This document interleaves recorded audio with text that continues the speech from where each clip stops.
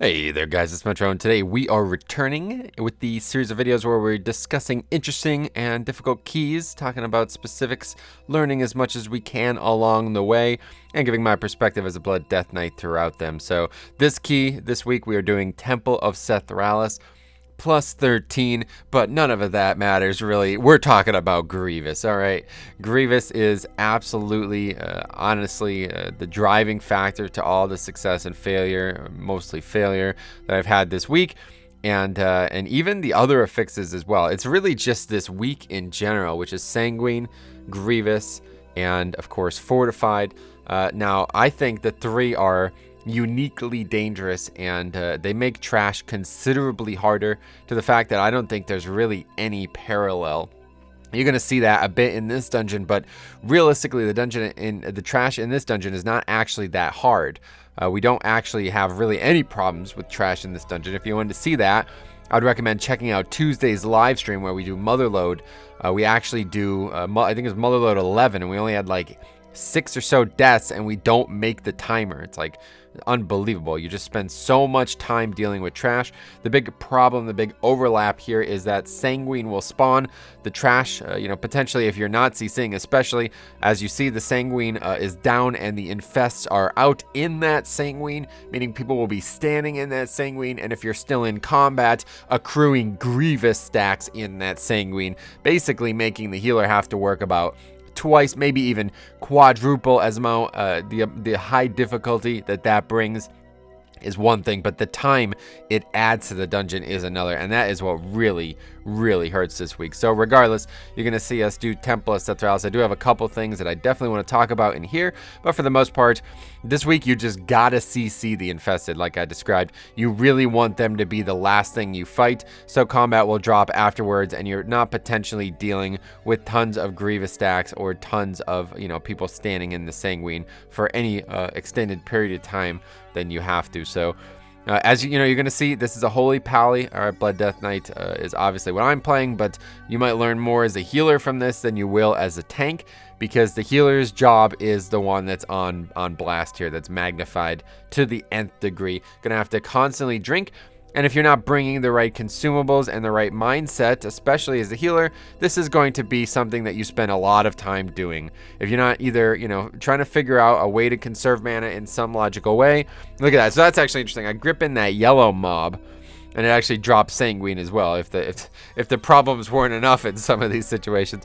But regardless, if you're not bringing the right consumables and the right mindset as a healer, you're going to be spending a lot of time out of combat. You really need to find a way to maximize your downtime here, especially, since there's so many consumables now that can help. The big one that I can give immediate tips for is the sugar-crusted fish feast. Now, I've yet to actually test this myself, but apparently if you drop it and then eat mage food as well, it'll increase like the mana regenerate even further. But regardless, sugar-crusted fish feast dramatically improves your mana regen rate. It gives you so much extra mana so much quicker than regular food. I'm not exactly sure what the rate is, but I feel like it's at least twice as fast as regular food. So not bringing it as a healer is effectively damning yourself. You're going to be spending twice the amount of time regenning mana. And I know it's difficult to find or difficult to get, maybe it's expensive, but it's really mandatory. That type of preparation is really important. Now, for this boss, I have a couple tips that I really want to bring up. The best advice I can give for this boss is to do it on non-tyrannical week, because goddamn does this boss die quick when you're basically not dealing with the extra health pool. I mean, you're effectively killing 2 bosses, and some of these mechanics are dangerous. The one mechanic, I don't know, hopefully you guys know most of this stuff already, but the one snake there, like the melee snake, he's going to do a lot of mechanics that either force you to spread or soak. That mechanic there, obviously, if it hits you multiple times, like it hit the rogue, you're gonna die. I don't know what to tell you. That mechanic that just happened, big like a lightning splash around him, the more people that hits, the more it splits. But at the same time with Grievous, maybe it's best to just let the tank get hit by it. I don't know. There's so many possibilities on this fight, but I just have to say it's so much easier when you could lust and nuke one down so low that you're pretty much only gonna have to deal with one set of mechanics throughout the entire encounter. And that's really a big part of this dungeon. This dungeon is so much more difficult as a tyrannical key. Really, it's not just that boss either. The the third boss is incredibly difficult as well. But on the opposite sense, the final boss is considerably more harder. Apparently, everything on that boss is fortified. I can't be 100% sure of that, but I've been told that multiple times now, that pretty much everything you fight on that fight is based on fortified instead of tyrannical. So this dungeon can be hard overall, but really the problem we're talking about this week is Grievous. So the only other thing that you want to be aware here, dispel the shields of those big mobs, but these mobs up here actually put this, I believe it's the marksman that does it. I can't remember which mob type does it, but oh no, it's those snakes. They put that dust cloud down. That actually happens on the fight itself that's coming up.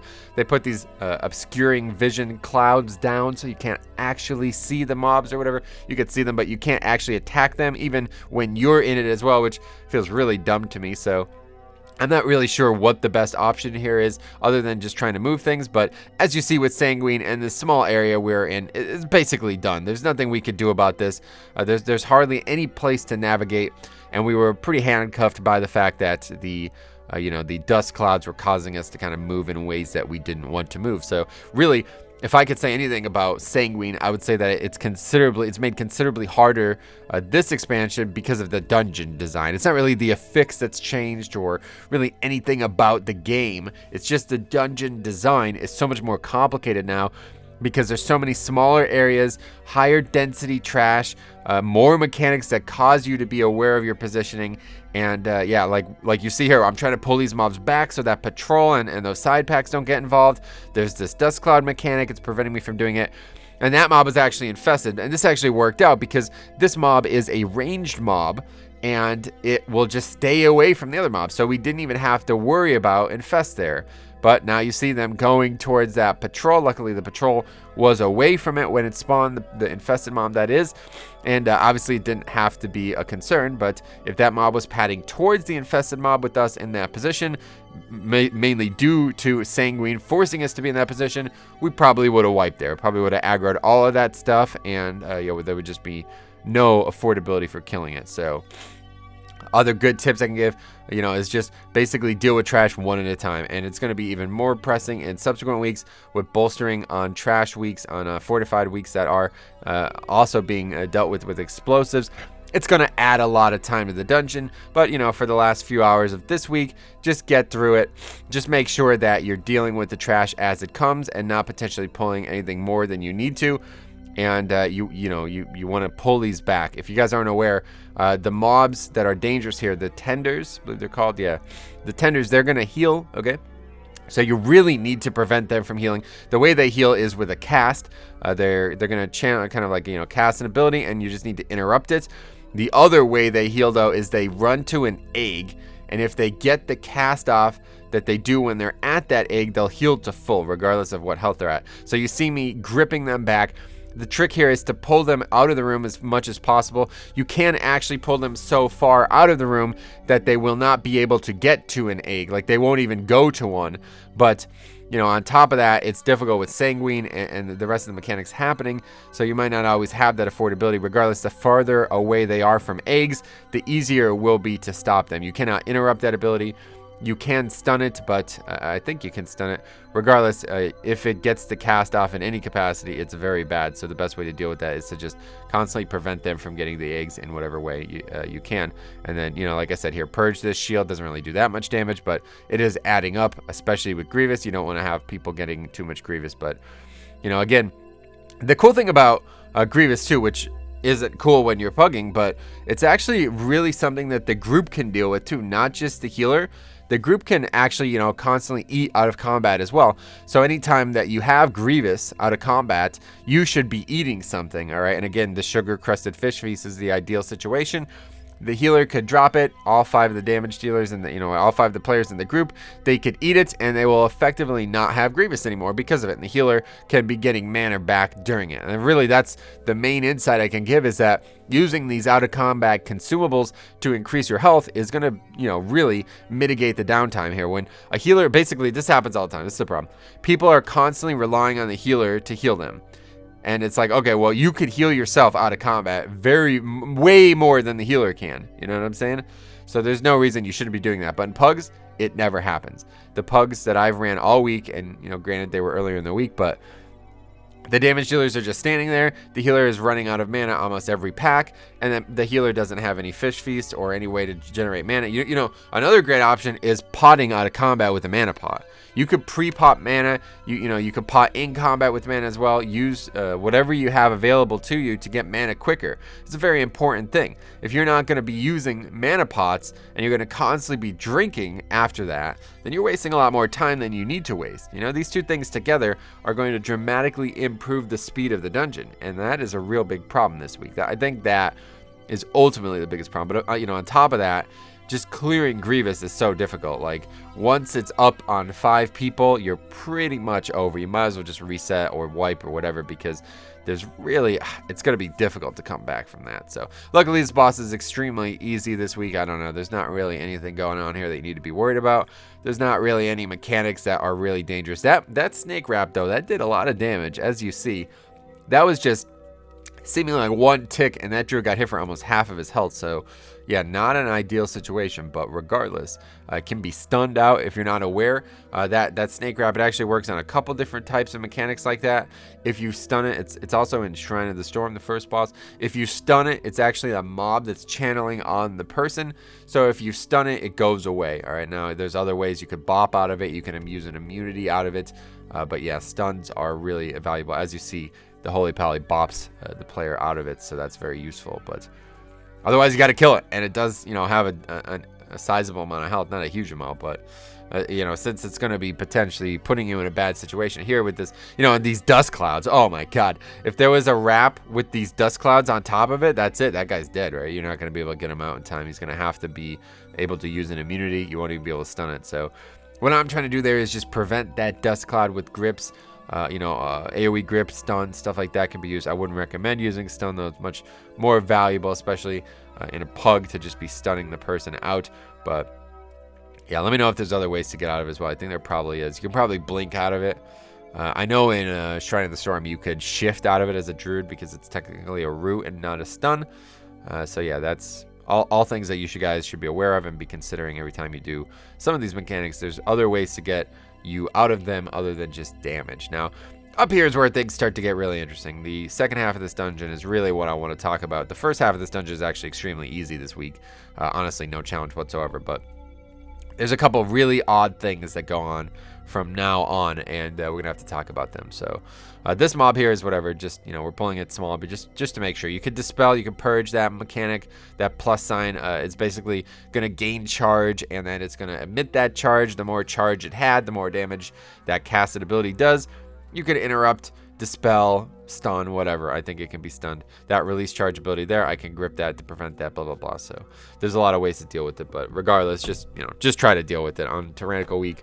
It's not really going to cause you any problems, but on Fortified week plus Grievous, you really just want to prevent as much damage as going out as possible. So again, the healer isn't constantly having to drink, isn't constantly having to deal with both Sanguine and Grievous at the same time, and dealing with that while they have no mana. So this is your typical run here. You just got to make it. It's difficult.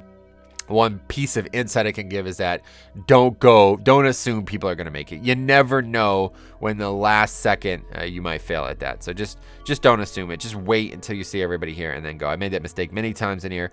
I go without the rest of the group. Somebody gets knocked back at the last second, and that's pretty much it. We're in trouble now. Now here's something interesting I showed. You can actually split pull these 2 packs. And I'm sure most people know that by now, but it is something that a lot of people may not know still. You really want to do that, especially on a week like this week. This mob here, as you see, is doing constant damage, and unfortunately the other one was the one that was infested, and yeah, we're not going to be able to see that. So just got to pull it. When they're on the left side, make sure they're not on the right side of this little room down here, and you'll be able to split pull it. Obviously even easier with Death Grip, just to make sure that they run at the right angle. So, but as you see, Holy Pally completely out of mana, and we got Grievous ticking, we got Sanguine down. He's got to move from that, got to eat up, and we're just sitting here waiting for him to eat. You know what I mean? That's no knock to him, but that's what the fix is going to do. Now here is very interesting. Some very interesting things happen down here. These mobs are seemingly bugged. I'm not really sure what to say. And I haven't seen this 100% of the time, but I feel like about 90+% of the time I kill one of these mobs, they do exhibit the behavior I'm about to describe. That is, on Sanguine, they drop 5 stacks of it for some reason, or definitely multiple stacks. You can see how like perfectly round and really dark red it is. I think that's definitely 5 stacks of Sanguine. Now, try it next time you're in here, run through it and tell me. But I've had people basically get hit by a single tick of Sanguine and just get one shot by it. So I don't know why that's happening.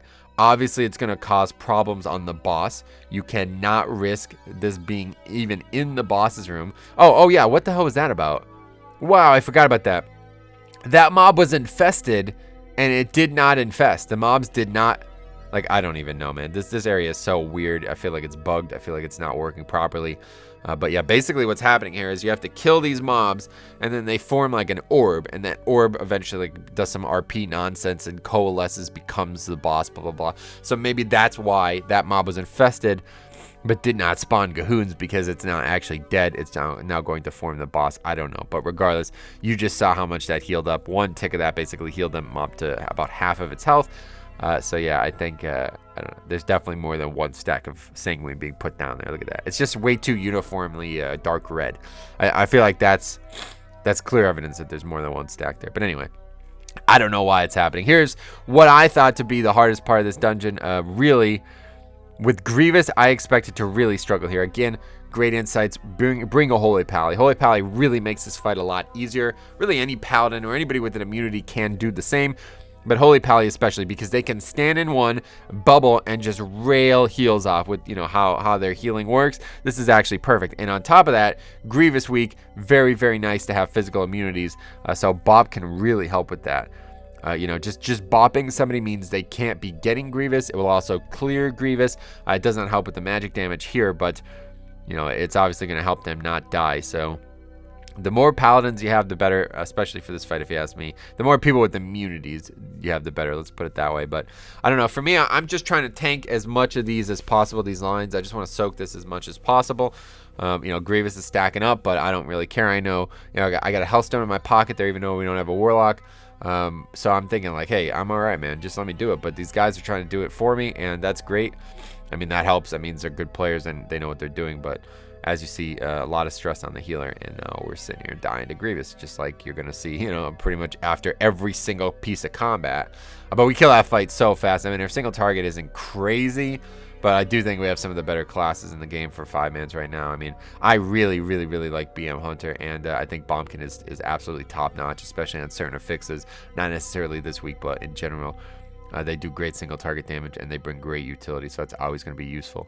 But anyway, yeah, that's not useful. This is where things start to go... this is where things start to go bad. Let me put it that way. Now, you know, at this point, it's like, all right, we have a pretty good chance at upgrading this key, right?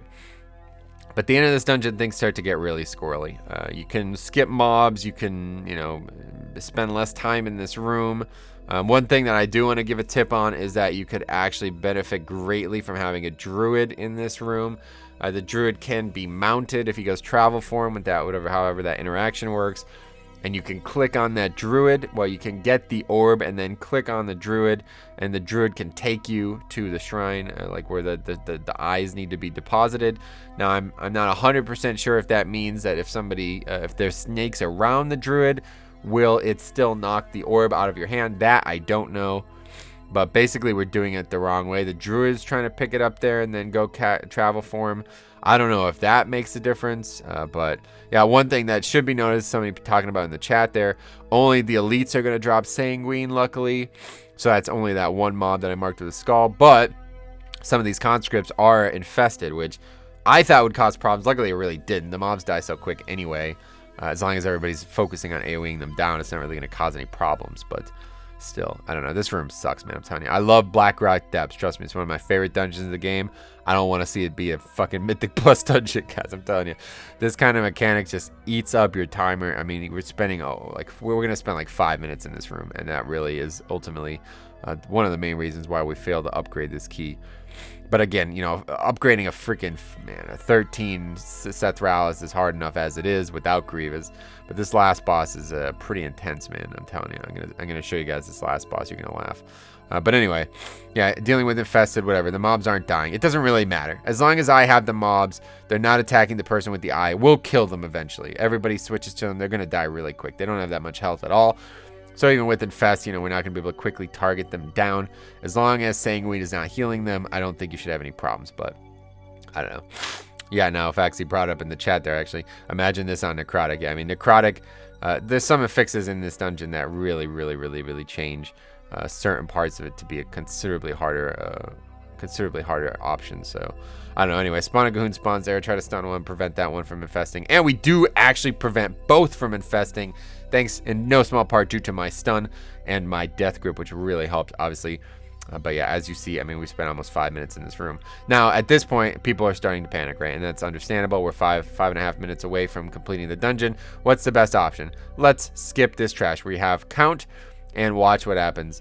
Well, that's actually not what happens. We still got a mob that aggroes. Not yet. That could have caused problems. But regardless, what happens is we move a little bit too far down the stairs.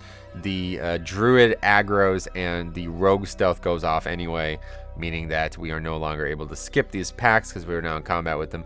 So here you go. Yep, see the druid kind of ran down the stairs, and that's it. We're done. But regardless, what actually happens, what really causes the wipe here, is we don't get far enough because of the shroud disappearing at the last second. That happened because the rogue was unaware that the druid potentially, you know, aggroed, or, you know, he kind of balked at the idea that the druid might need help. We could have potentially rezzed him on the other side here, even though we would have aggroed a lot of mobs.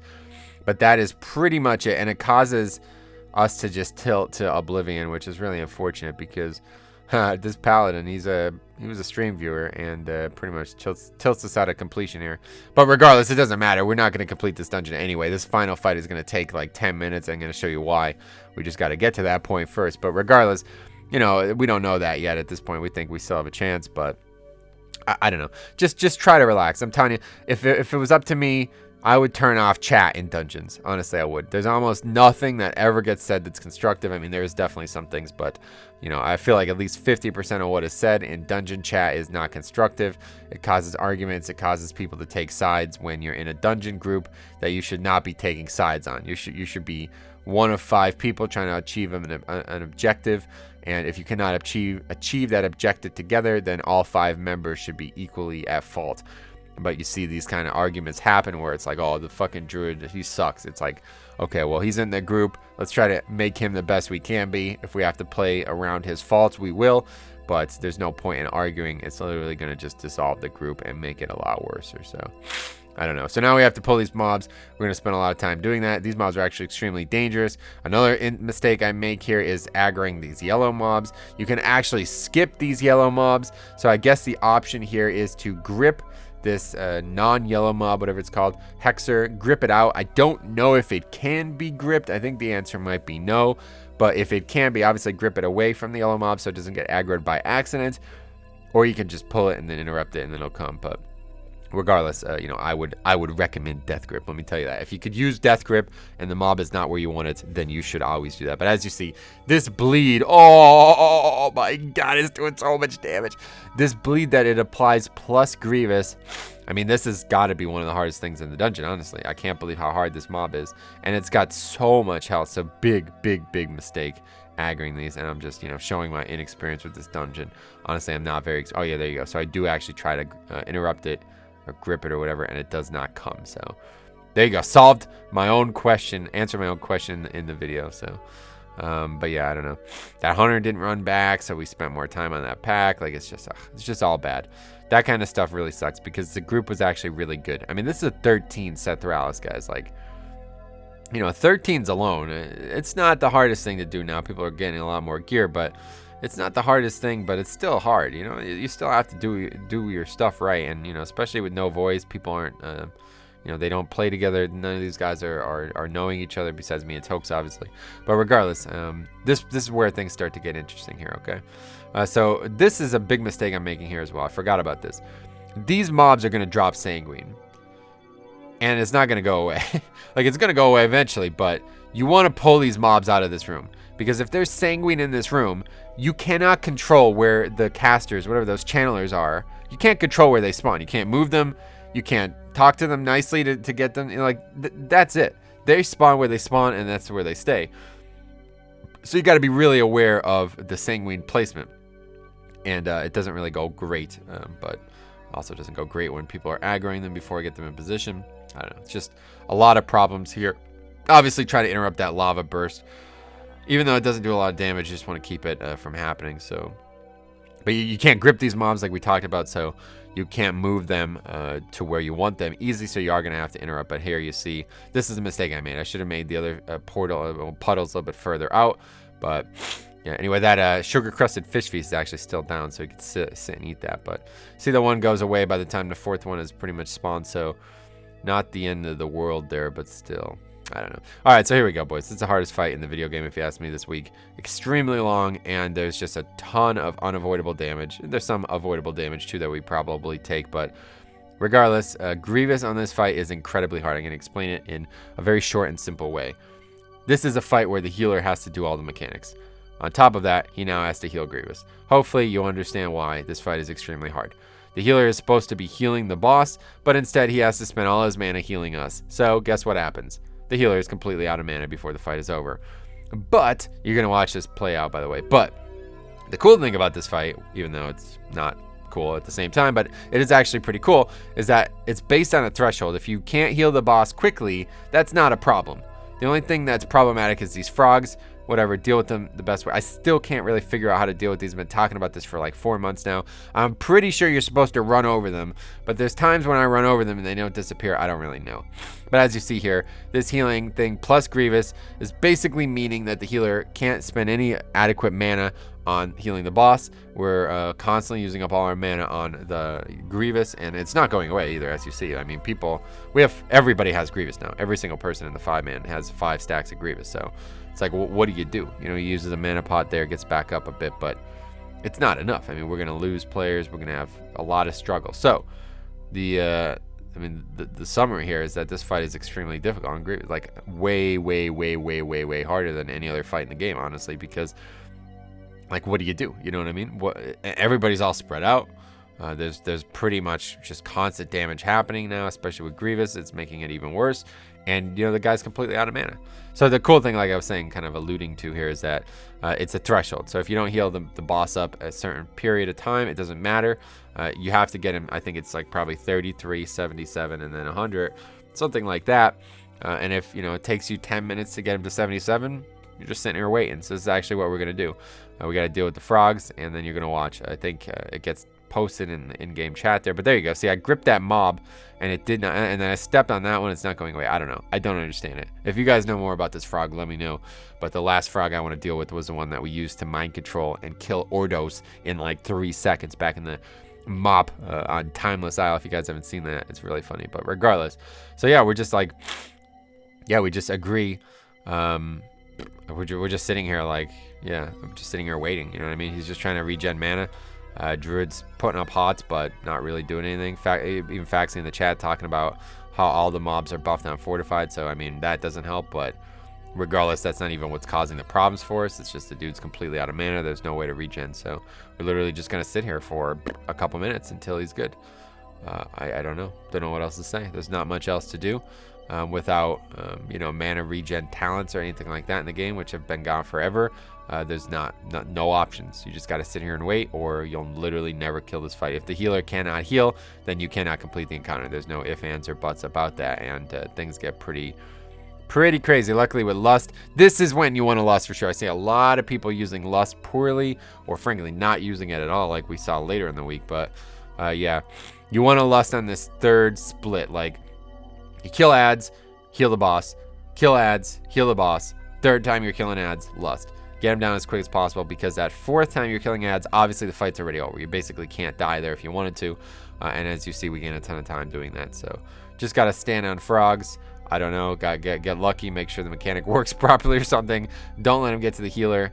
It's going to do, again, a ton of magic damage. It's plague damage, actually, so that's even worse. But I don't know.